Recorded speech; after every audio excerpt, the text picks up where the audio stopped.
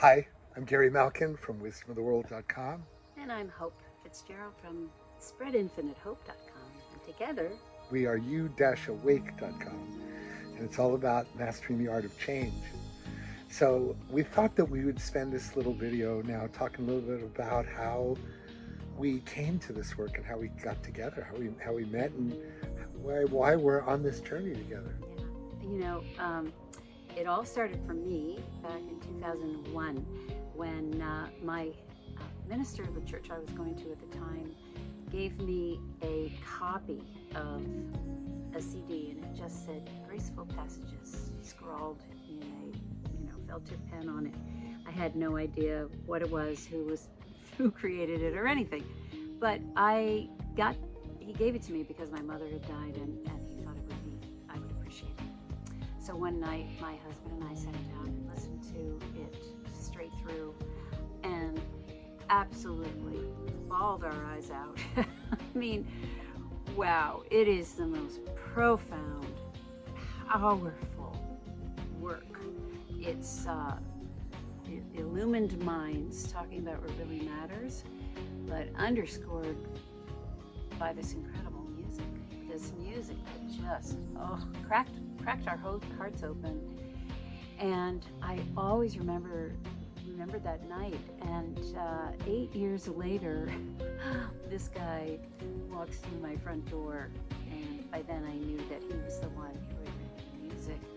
And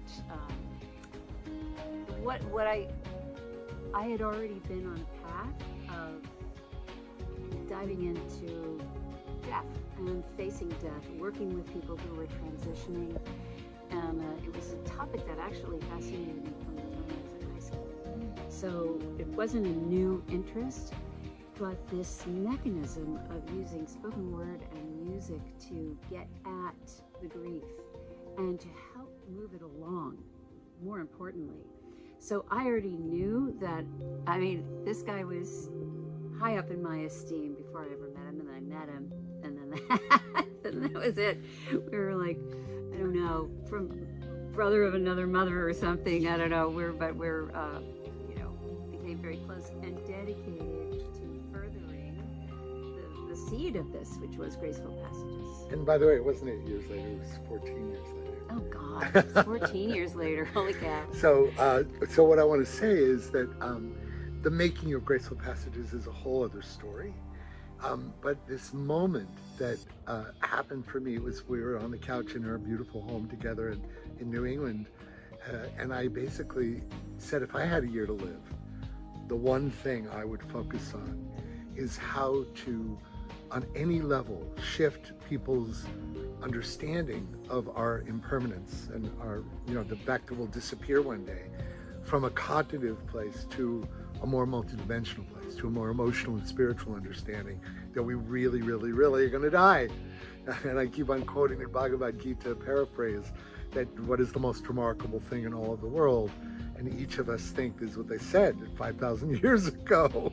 Each of us will die, but no one ever thinks it will happen to them.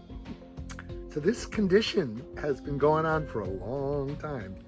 And I thought, when Michael and Doris Stillwater and I created Graceful Passages, we spent 3 years and 2,000 hours in the recording studio, part of it with a full orchestra at Skywalker Sound, to score the spoken word the way it was, as if it was a motion picture.